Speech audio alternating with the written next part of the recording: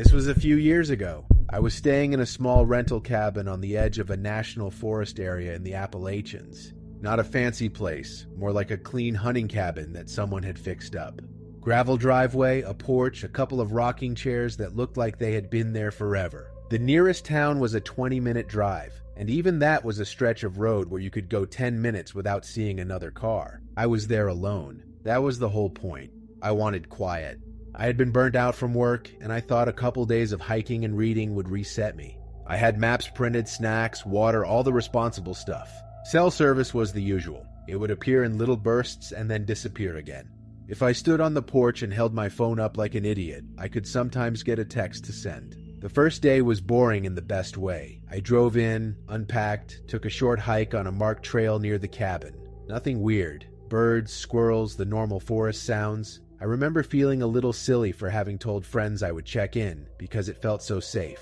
The second day is when the sounds started bothering me. It began with something simple. In the late morning, I was sitting on the porch drinking coffee. The woods behind the cabin were dense. You could see maybe 40 yards before the trees and undergrowth turned into a wall. The quiet had that thick quality it gets in those places, where you can hear small things clearly because there is no traffic hum underneath it. I heard a woodpecker. That is not unusual, but it sounded close, like it was in one of the trees just off the porch. I looked around and could not find it. Again, not unusual. They blend in.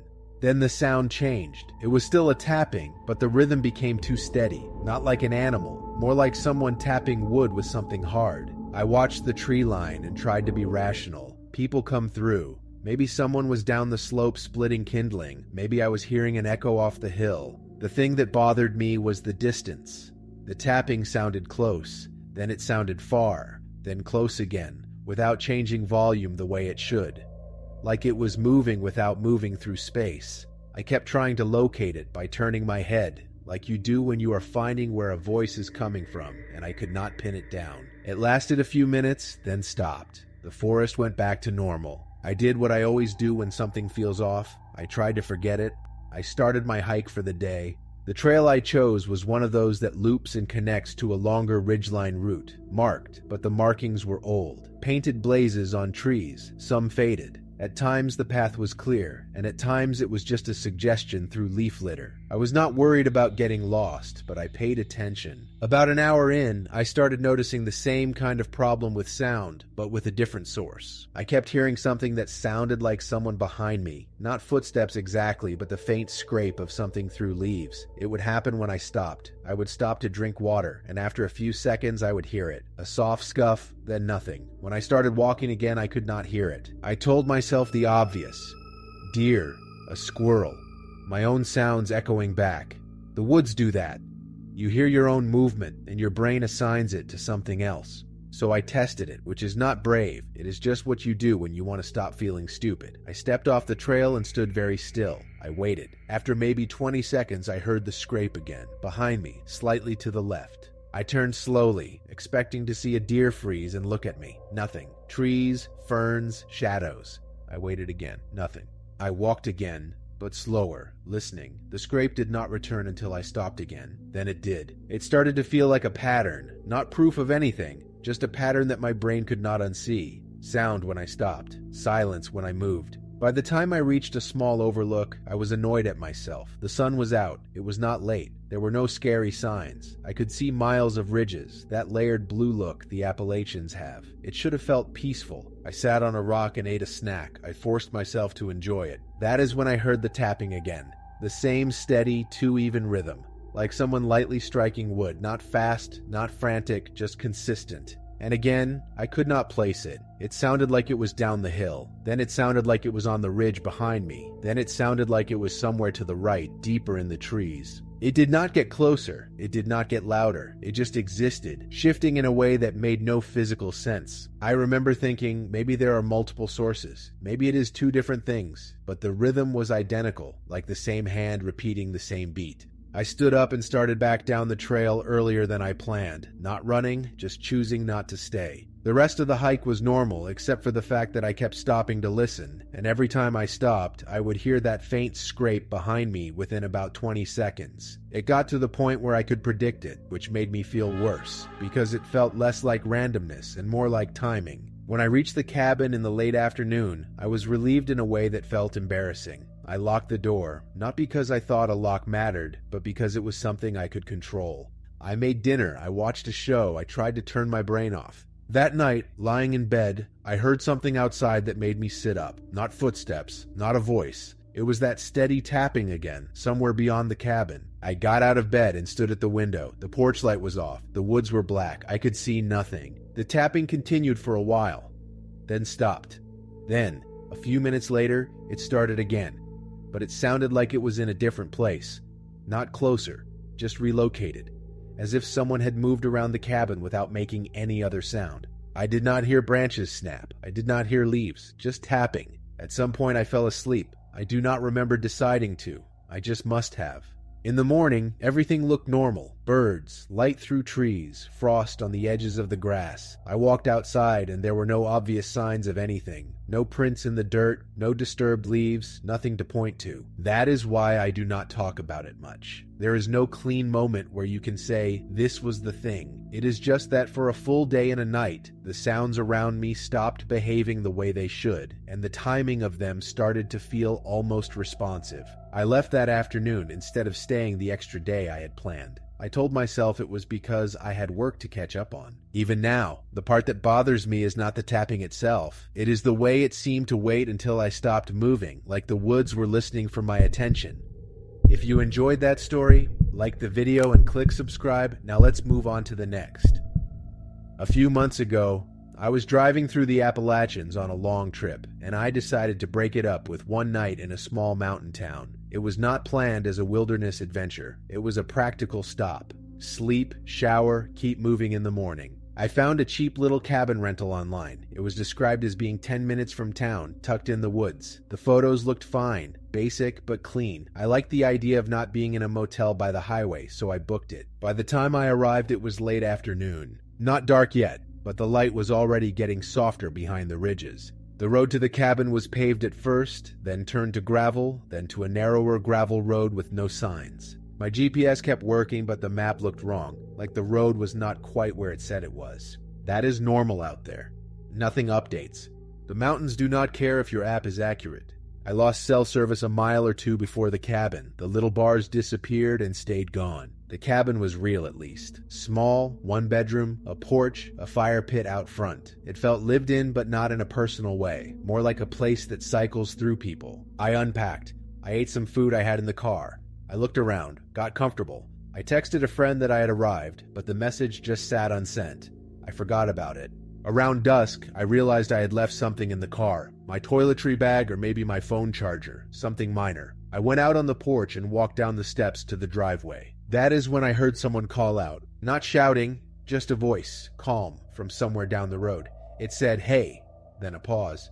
Then, "You all right up there?" It sounded like a man. It sounded local, not threatening, not urgent. My first thought was that it was the owner or a neighbor making sure I had found the place. That happens in rural areas. People check on strangers because it is normal to check. It is not creepy when you tell yourself it is community. I called back, "Yeah, all good, thanks." There was a pause, and then the voice said something like, "You need anything, you let me know." Again, nothing threatening, just words. Here is the choice I made. I decided to be polite and open because being standoffish in a place like that can feel rude. I said, "Actually, do you know if there is a store still open nearby? Just for water and maybe ice." I had water in the cabin, but I wanted cold water, and the fridge was small. It was a simple question. The voice answered right away, like it had been waiting for that. It said, "Yeah, you can head back the way you came, but there is a quicker way if you take the cut through behind the cabins. Saves you some time." I stood there in the dim light, listening, behind the cabins, cut through. It sounded plausible. Those rental areas sometimes have connecting roads. I asked where exactly, and the voice gave directions that were just vague enough to be believable. Go past the second cabin, take the left by the fence line, you will see it. I remember feeling a slight hesitation, not fear, just uncertainty, because I could not see anyone. The voice was there, but the person was not.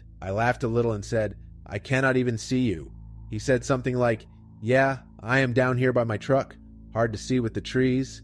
That made sense. I told myself it made sense. So I decided to do it. I decided to take the cut through. I got in my car and drove slowly back down the gravel road a short distance, looking for what he meant. There were indeed 2 other cabins down the way, both dark. No porch lights, no cars that I could see. The air had that still, heavy feeling you get in the mountains at dusk, like sound does not travel the way you think it should. I passed the second cabin and saw a fence line to the left. There was a gap like an opening. It looked like a service road. Not a real road, but a track where tires had gone. It felt reasonable. It felt like the kind of shortcut locals would use. I turned in. Immediately the track narrowed. Trees closer, brush along both sides. My headlights lit up branches and weeds. It was still passable, but barely. The ground was uneven, and I had to go slow. After maybe a minute, my car jolted hard. I had hit a rut or a rock. The steering wheel jerked. I stopped and got out to look. The moment I stepped out, I realized how quiet it was. Not peaceful, just absent. No insects, no distant road noise, just my engine ticking as it cooled. I stood there and listened, because that is what you do when you are suddenly aware you are alone and off a main road. Then I heard something that made my stomach tighten, and it was not a growl or a scream or anything dramatic. It was a car door closing. Somewhere behind me, back the way I had come. I froze. I stared into the dark between the trees. Another sound. Softer, like someone walking carefully through brush, not on the track, but alongside it. I called out, "Hey, it is me from the cabin. I am stuck on this rut." My voice sounded too loud, too flat. No answer. I waited, I listened. I heard the brush movement again, closer this time, but still without a clear direction. Just the sound of something moving where it should not be moving if someone was simply walking down the track. I got back into my car quickly. I started it. I reversed slowly, tires spinning a little in the uneven dirt. My headlights swept across trees, and for a second, I saw something reflective at about waist height off to the side.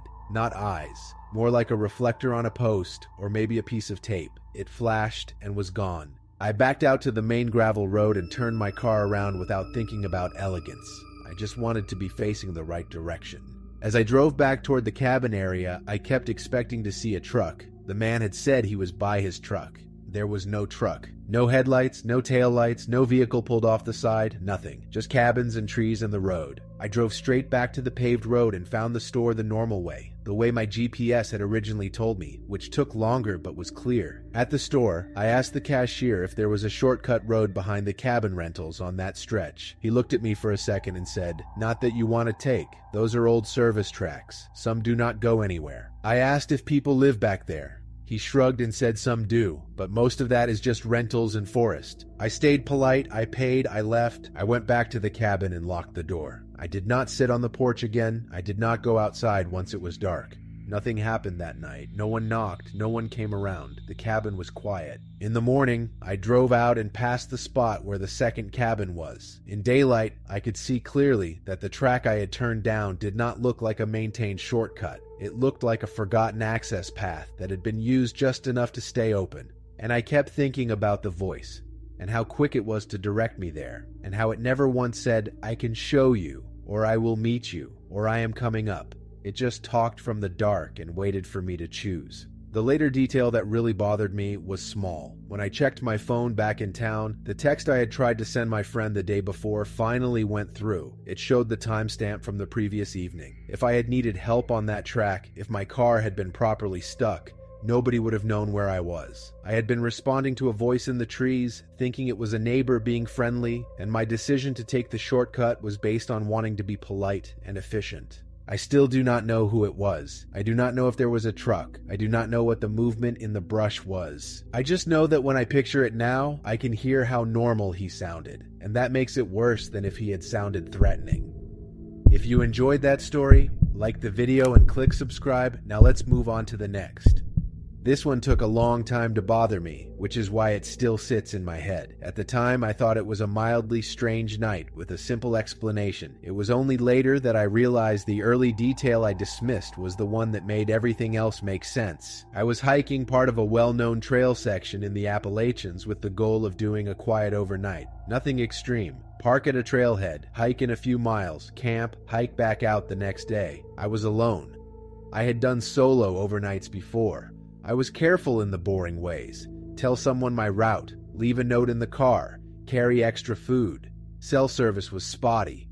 That was expected. The first few hours were uneventful. The trail was in good shape, and I passed a few people early on, then nobody. That is normal. People spread out. The forest felt dense but not threatening. It just felt old. Big trees, thick understory, that constant background of insects and distant birds. Around late afternoon, I found a decent flat spot off trail where camping was allowed. It was near a small water source, nothing dramatic, just enough for filtering. I set up my tent and cooked a simple meal. As it got darker, the woods did what they always do. The sounds changed. Daytime chatter fades, night sounds appear. I remember feeling calm. At some point, I saw a headlamp in the distance through the trees. It was not right next to me, but visible. A steady light moving slowly, maybe a couple 100 yards away. It could have been another hiker looking for a campsite. That is normal too, even if it is not ideal. I did what most people do. I turned my own headlamp off for a minute and watched, partly out of curiosity, partly because you want to know who is near you. The light stopped. Then it moved again, but in a way that did not match walking on a trail. It seemed to shift sideways, then pause, then shift again, not bobbing like a headlamp on a head, more like someone holding a light and moving it deliberately. I remember thinking, maybe they are checking the ground, looking for a spot.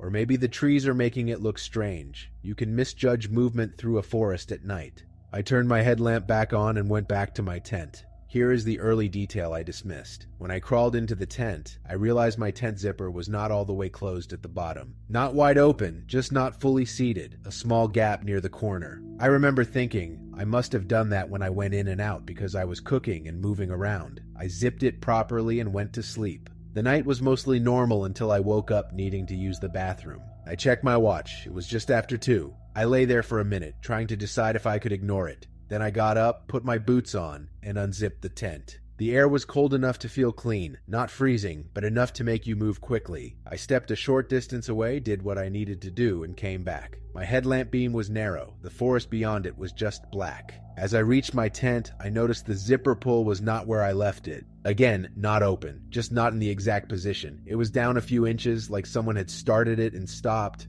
My first reaction was annoyance, like, did I not zip it properly? Am I that tired? I zipped it shut, got back in, and tried to sleep. But then I started thinking about that headlamp earlier, the sideways movement, the pauses, the fact that I had not heard footsteps, even though I saw light. My brain tried to settle it. Maybe it was someone far away. Maybe it was a person on a different part of the trail. Maybe it was a hiker who camped near me and I never knew. I drifted back to sleep.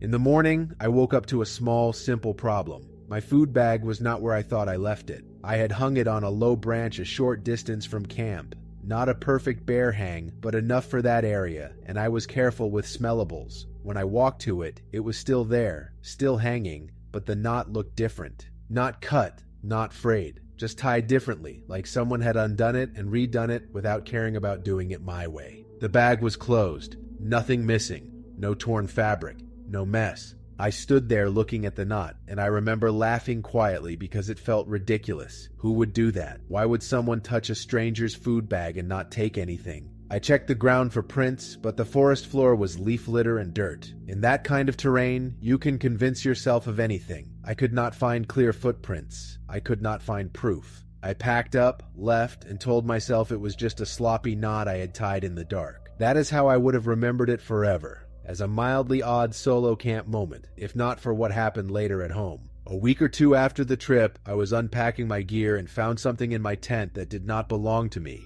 It was a small plastic clip, like the kind used on headlamp straps or lightweight gear. Dark color, simple, not expensive looking. I did not own anything with that exact clip. I sat there on my floor turning it over, trying to place it. My first thought was that it had come from my own pack, but it did not match anything. I checked my headlamp, still intact. I checked my straps, nothing missing. Then I remembered the headlamp in the distance and the way it moved sideways, the way it paused, as if someone was scanning.